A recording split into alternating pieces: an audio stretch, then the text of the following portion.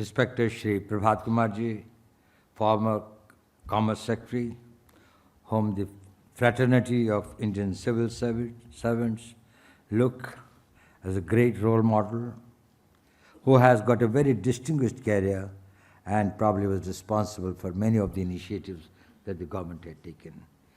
I'm very grateful to him for giving me this opportunity to address the 6th lecture of Sardar Patel, his 150th anniversary. It's a very special occasion.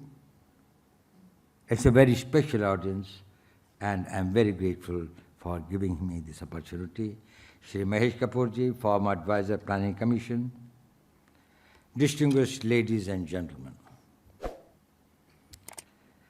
It is my proud privilege to talk on a subject about which probably I know the least, and probably most of you sitting here have done more. That is about the governance. But still, I would like to share a perspective of what a security man looks at the process of governance. I definitely believe that governance has a very seminal role in the process of nation building and in the process of securing a nation and making it achieve its goals and aspirations. It is indeed very befitting that today, in 2025, we should be reinventing Sardar Patel. Probably the need to understand him, the time to emulate him and understand his vision, his clarity of thought, his vision is required in India today more than ever before. Not only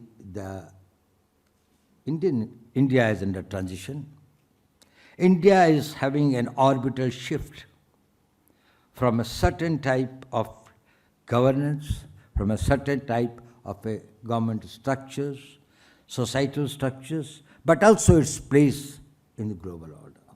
The world is also undergoing a great transformation.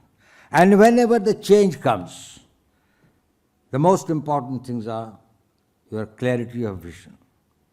You're not getting blinded by the dust and the storms, not getting overawed by the noise and the threats.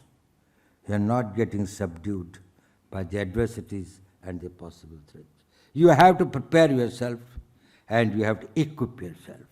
And that is what Sardar Patel's whole life was all about. Whether it was pre-independence, where he played a very seminal role as a warrior of freedom movement, supporting Mahatma Gandhi and all his ventures, but also in a short time, in the post-independent period, that he was able not to unify the states, but to integrate India, bring up that understanding in 560 princely states that it was in their interest that India as a state survives, strengthens, and is able to take care of this old civilization which was experimenting with converting itself into a nation state. Converting a civilization into a nation state is a stupendous task. He knew that it can only be done through very powerful governance mechanism. The government has got to think and do beyond what is normally expected. And that is how he envisaged, and I'm grateful that Dr. Harvanshiji told us about how his vision of the All India services, he's the patron saint, the mentor of that. Despite resistance and strong prejudice at that time in the civil services, probably he was able to prevail that without the steel structure, we will not be able to create a new India. Ladies and gentlemen,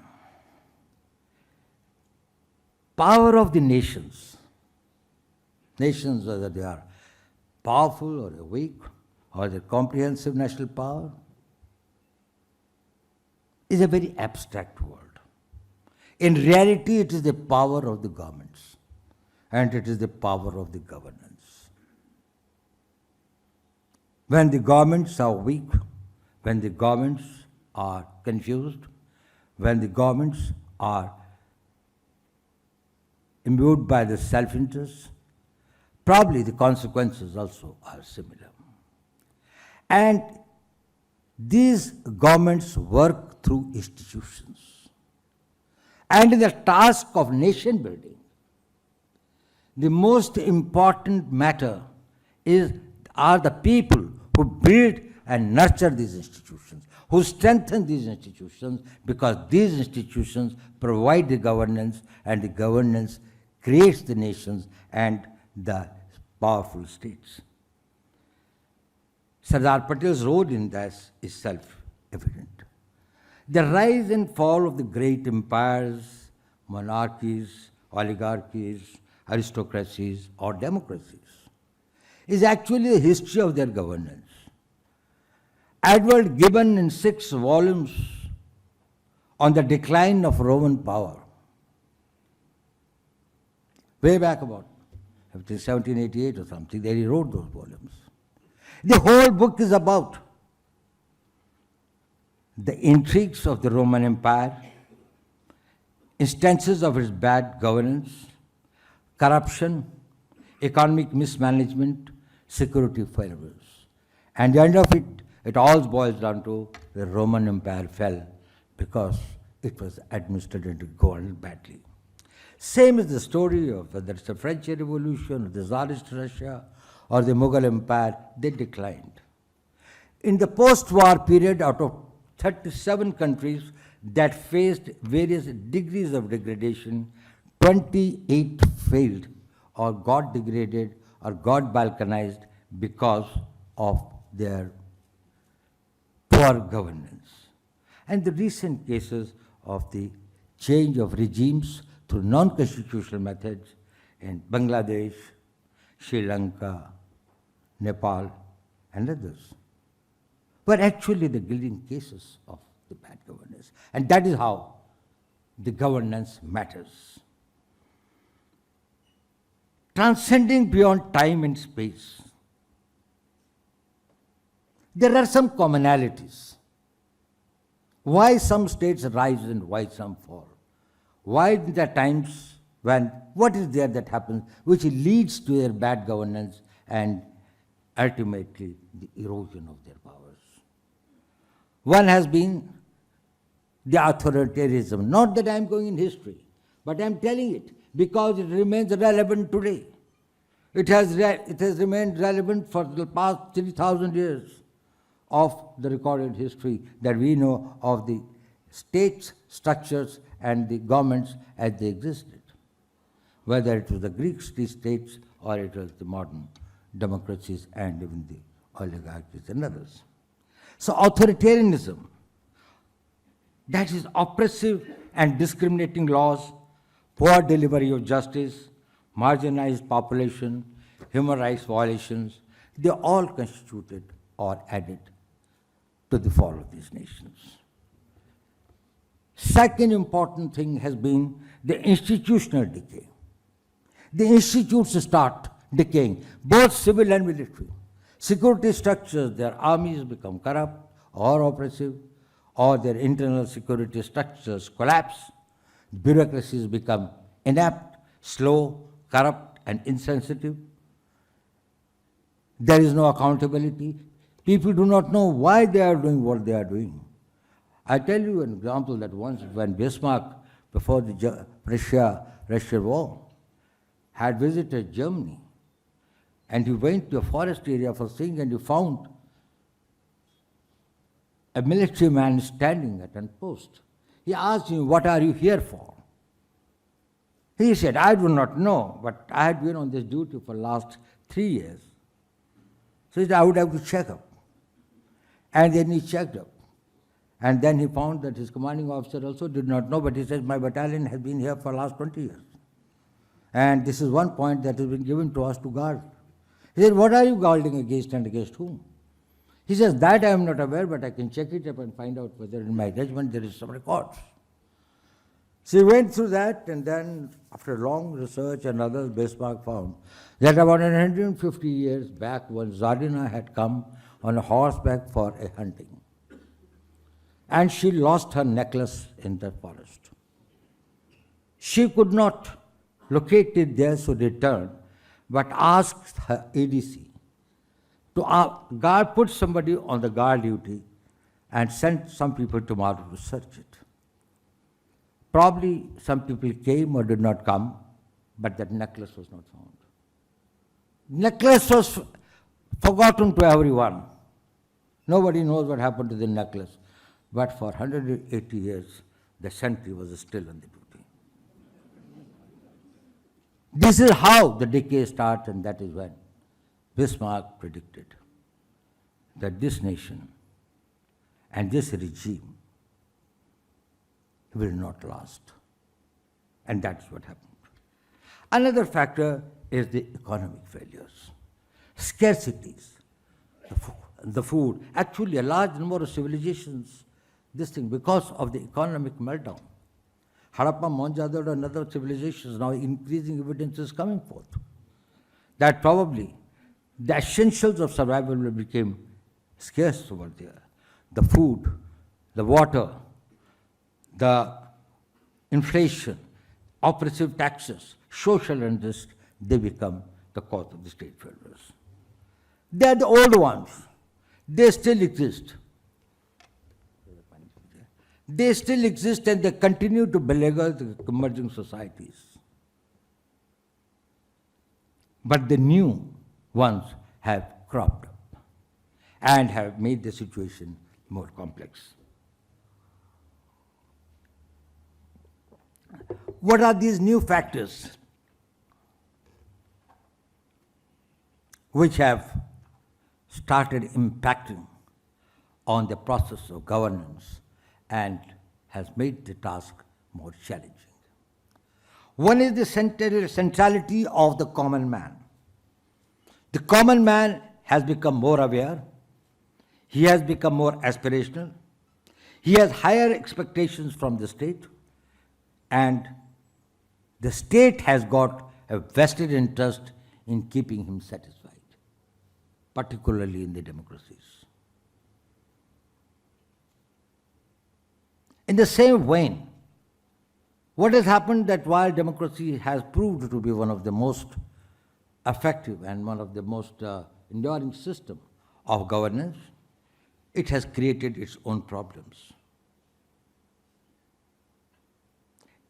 It leads to partisan politics. There are dividends in division. Now, this is the division is a very strange phenomenon. If there are 100 people and I have got a following of 25, I can come to power if I can divide the rest in groups that each is smaller than 25. It is not an aspiration to make it 51, but it's an aspiration to divide the rest of the society in as many fragments as you can. And that fragmentation is something which is the danger of this thing. That comes, after all, it's a package. It comes with its good things, but we have got to guard against the possible, the negative side of it. The third is the role of money. And I'm not talking about India, I'm talking about the world over. Wherever there are these democracies, there is a money that plays a role. Now, in whatever role, there's a legitimate role, illegitimate role, legally approved, illegally approved, whatever is that. But the fact is this, money plays a role. So, your idealism, your vision, your thought, your patriotism somehow has got to have a strong support of the money. And there is often eclipsing of national interests by the Western interest. And by the Western interest, I do not mean here purely in a very negative personal sense of being corrupt or lack of integrity. But Western interest is that your very, very localized, smaller interest in which the larger national interests become probably less important. So what do we need to counter it? to address it, both the old ones and the new challenges that have emerged. One is, of course, that we have got to look at our entire system of laws and the rules and the procedures and the processes and make them more people-friendly by the laws and the rules and the systems which are strong but are people-friendly. Our policies and plans should meet aspirations of the people. Basic needs of the people must be addressed, and the people must be given a sense of security. It is not sufficient to say that we have taken sufficient security measures. What is equally important is that we are able to make every Indian feel that he is secure, both from forces, internal and external.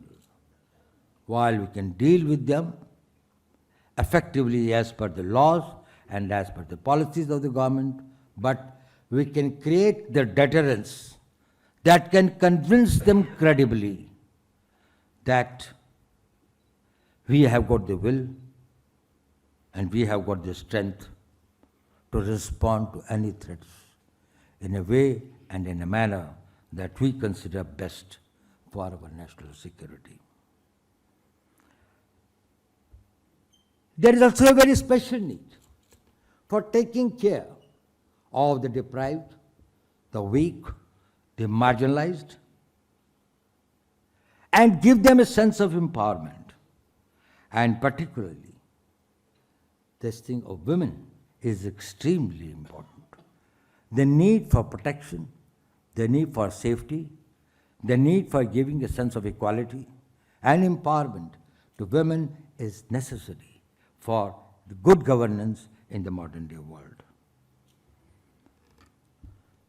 And I think one of the other requirements is that it is not only the capacity of the government to have good laws, good structures, and good systems, but more importantly, an ability to implement them effectively. This is important particularly in the case of India. We find that our implementational capabilities are much short of what they need to be. And there are many reasons for that, but the fact remains that it is there. Technology is going to play a very, very important role, both in governance and in eroding the power of the state. We have got to exploit the technology that can ensure greater transparency, accountability, deliverance of service to the common man, grievance redressals, also creating awareness in the society, and concurrently, we have got to protect the civil society from threats like the cyber threats or many other threats that the technology poses. One study that has been made by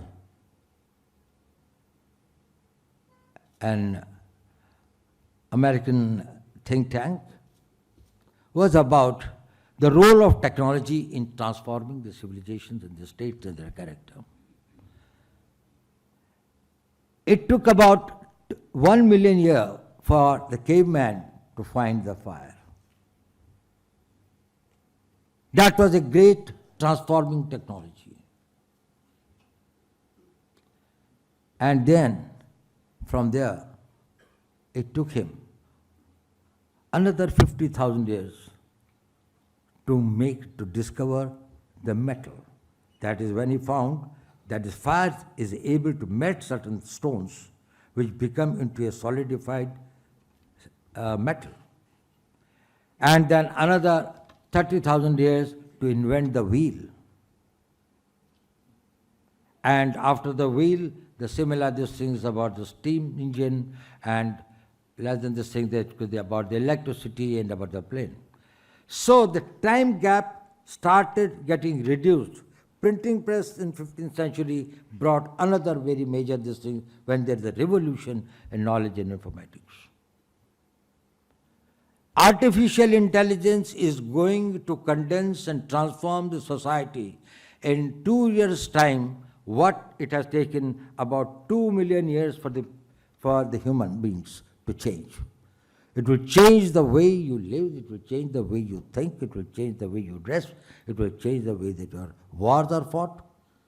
If you put the artificial intelligence in the field of the nuclear, these things will probably, if we have got 31 ingredients, we see that if we meet, the nuclear bomb goes automatically. And the world will be totally endangered. If the human element starts becoming absent relatively, the dangers of this technology would be very, very high. And now that this is the age of youth, particularly in India, not around the world, where probably the youth are becoming less and less, but in the subcontinent at least, there are plenty of this thing. We have got a great distance about creating new job opportunities, and also equally important is about the delivery of justice. Now, let us do a reality check about the governance in India. There are two aspects of it.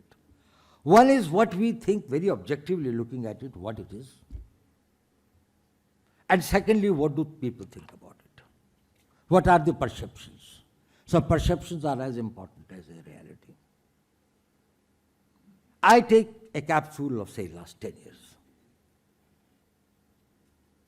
I know that being a national security advisor in the current position, it may look that probably my figures or my facts are little tilted or little biased.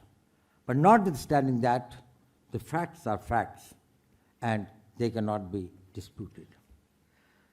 Terrorism in this country has been effectively countered. We had a major incident of terrorism on 5th July 2005. And we had the last one in 2013 in the hinterland.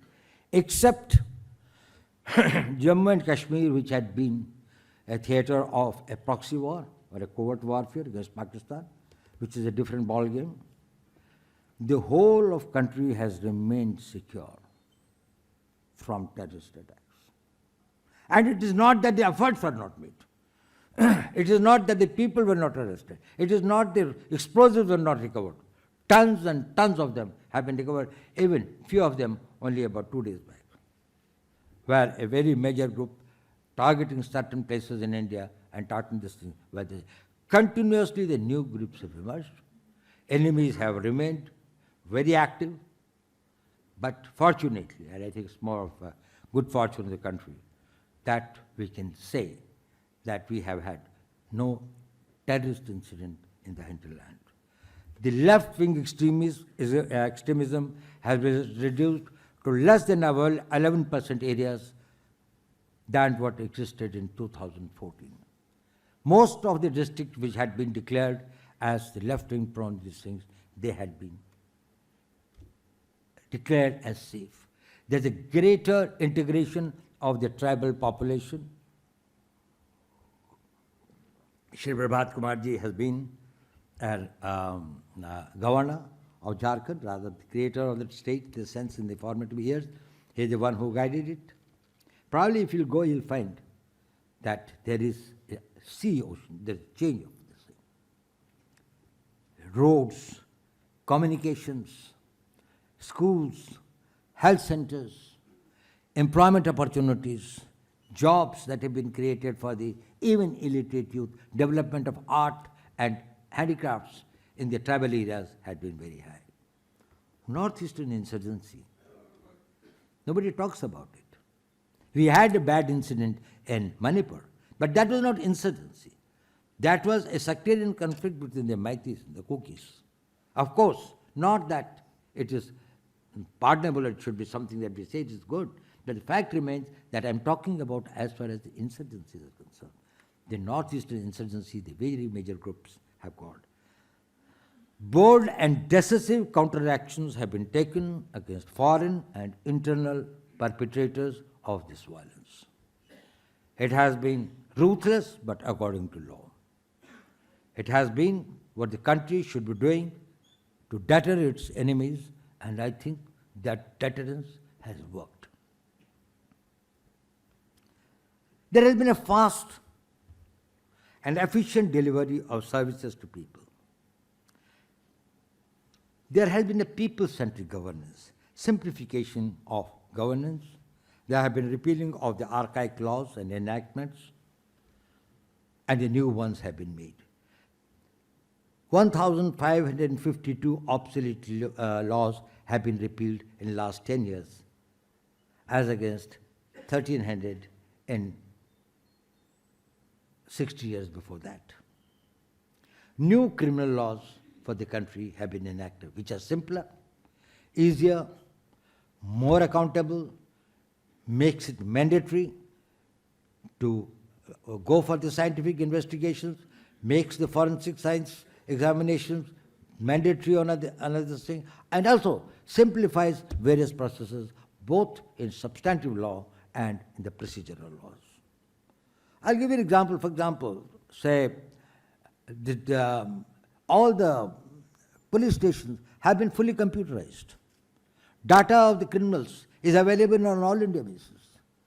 There is a central data center of all the crimes, criminals, and the people associated with that. Throughout the city, any sub-inspector sitting in a police station can find access to the information that they want to have. Similarly, about issuance of passports, we used to have a long and cumbersome processes. The verification used to take very long time. There used to be some corruptions. Today, 25% passports are issued in 3 days, or less than that. 60% in 7 days, and more than 85% within 14 days.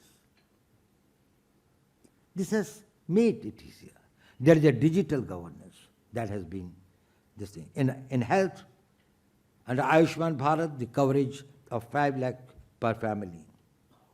Similarly, on the national economy, the GDP from $2.15 trillion in 2015 to nearly $4 trillion in 2025 has taken its global ranking from 10th to 5th, and mostly, probably, more likely, very shortly, it will be the 4th. The taxation system, the goods and services taxes. We used to have chungis and the barriers and this thing, and every point was a point of corruption, every point was a point of delay, every point was a point of hardship, both to the producers and the consumers and the shopkeepers, the retailers, and today we find that it is centralized. Well, there is a lot of scope for improving, and changes have been made.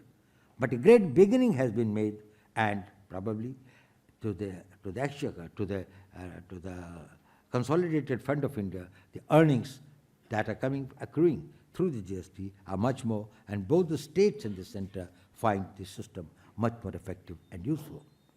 Financial inclusions under Pradhan Mantri Jan Dhan Yojana, providing banking services to unbanked population, which had never thought that they could have their bank account. And now it's in crores. Similarly, the unified payment interface, it has revolutionized and simplified the financial transactions. Even you go to a rediwala and you give your credit card, he is able to provide you this. So by and large, we find that it has been the people-centric, it has eased the things, it has reduced the possible avenues of corruption or hardships to the persons. That is one point of view. But then let us see the other point of view. How are we perceived?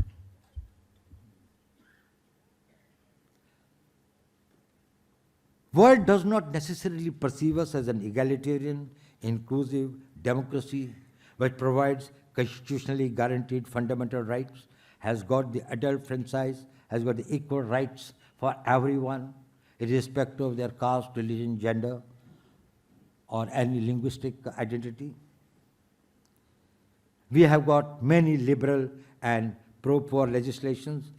We have also got an independent judiciary, actually very rightly too independent, and we have got very powerful institutions like the Election Commission, Comptroller and Auditor General, the Union Public Service Commission to ensure that there is no governmental interference in these matters. However, global perceptions and projections do not carry this image of India. Whether it's on the district level, I had just got one study conducted about, let's say, last 3 months. What had been the articles, what had been the thinkings, what had been the surveys that had been conducted against India, about India. And we find that a large number of the global think tanks, some of the scholars, abetted and supported by the most of the things, the material that they get is from the Indian side, the Indian columnists, the Indian journalists, who think that the news is only, if it is something is a bad news, is the only good news. Because that's the only thing that they can think. So in corruption ranking, the global ranking, India was ranked 96th out of 180. That is, they said, the society or the government continues to be highly corrupt. They note about it that there is some truth in that we have not been able to wipe out corruption from all spheres and all stages. But we have brought about institutional changes to contain and control corruption. And probably many more are in the pipeline. In the global governance performance, which is measured about the regulatory framework and regulatory and infrastructure facilities, we are ranked 118th among 142 countries, which I think was very unfair. Even had it been so, we would not be getting so much of the foreign direct investment at the rate that we are getting. India is a very sought after destination by most of the global investors even today. Rule of Law Index, the World Justice Project rated India 79th out of 142. Of course, it's a great improvement from the past, but in spite of that, I think we deserve to be much above that. The Press Freedom Index says India ranks as 151 amongst 182 countries. I think, I don't know, what could be more freedom in India than the freedom of press, that they can write everything that they think is somebody's idea but does not have any substantial facts to support it. But it is all right. And then the social media and the freedoms that the people enjoy. Accountability, the Indian rating was 1.47%. It is true that the methodology adopted is not fair. There are certain biases. There are certain other factors, invisible factors also, which play a role in that. But there's also a need for us, for introspection, and to have self-criticism, to identify where are the shortcomings and what needs to be done. Not what the others are telling, but we ourselves experience. And I would like to allude to some very specific areas where I think the Indian governance needs much greater focus and much concerted efforts to achieve that. One is the need for greater accountability. I think I've already shot my time away. This thing of the greater accountability. Low tolerance for defaulters is necessary. Sympathy misplaced is the worst form of cruelty. Supporting or shielding the people who are wrong should be made as punishable and as this thing. Somebody told me, how can you bring this thing, the change and reduce the corruption in police? I said, it's a very simple method. Nobody will know about a corrupt police officer except his immediate superior. He is the one who comes to know about it first. If there is something adverse against a police officer, then let there be an adverse entry also on his this thing that he could not control corruption amongst his subordinates. He will see that he will bring down at least to 50%. Because then it is in his interest to see that the people below him do not become visibly corrupt at least. But if it is not, then he becomes a party to that. Second is the capacity building. Now, capacity building, I think, is important. Now, the new technologies, the new challenges, and the new vision of India to become a developed country. We need better training of people in the government at all levels, a specialization, greater understanding of the systems and the global practices and the incorporating the best practices. Also, the government's capacity for perception management and creating awareness. It is important because national will is affected when the country's image gets sullied. When people feel that our institutions are not dependable, when the people feel that our electoral system or our financial systems and others, there are not that levels of transparency and probity and moral standards that are adopted. That is bad for a nation's will.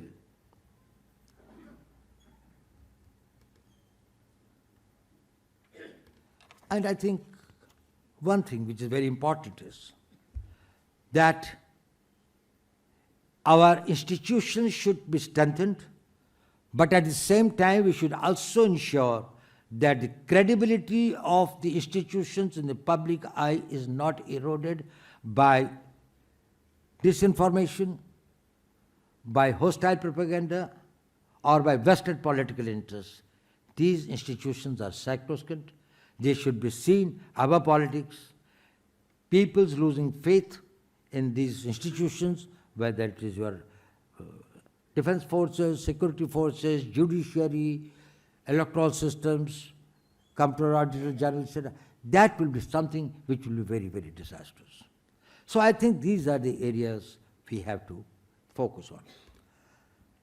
Ladies and gentlemen, we are thinking of a Viksit Bharat. We are aspiring. We are doing everything that will go for Viksit Bharat.